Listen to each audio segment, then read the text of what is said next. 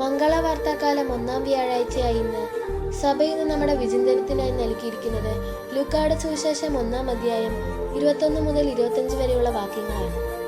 മനുഷ്യരുടെ ഇടയിൽ തനിക്കുണ്ടായിരുന്ന അപമാനം നീക്കിക്കളയാൻ കർത്താവ് തന്നെ കടാക്ഷിച്ച് കൃപാപൂർവം തന്റെ ജീവിതത്തെ എടുത്തുയർത്തിയതിന് ദൈവത്തോട് നന്ദി പറയുന്ന എലിസബത്തിനെ ഇന്ന് നമ്മൾ സുവിശേഷത്തിൽ കണ്ടുമുട്ടുന്നു. അസാധ്യമെന്ന് കരുതിയ ഒരു ജീവിത പ്രതിസന്ധിയിൽ ദൈവിക ഇടപെടലിനു വേണ്ടി പ്രത്യാശയോടെ കാത്തിരിക്കുവാനും ആ ദൈവിക ഇടപെടലിനെ തിരിച്ചറിയാനും അത് ലോകത്തിന്റെ മുൻപിൽ മടി കൂടാതെ കൃതജ്ഞതയോടെ ഏറ്റുപറയാനും എലിസബത്ത് തയ്യാറായി.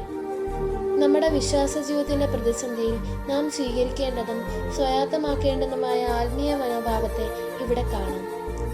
മിശിഹായുടെ തിരുപ്പിറവിക്കായി ഒരുങ്ങിക്കൊണ്ടിരിക്കുന്ന ഈ നാളുകളിൽ ദൈവിക ഇടപെടലുകളെ തിരിച്ചറിയാനും അനുഭവിച്ച ദൈവിക സാന്നിധ്യത്തെ എളിമയോടും കൃതജ്ഞതയോടും കൂടെ ഏറ്റുപറയാനും പങ്കുവയ്ക്കാനും നമുക്ക് പരിശ്രമിക്കാം.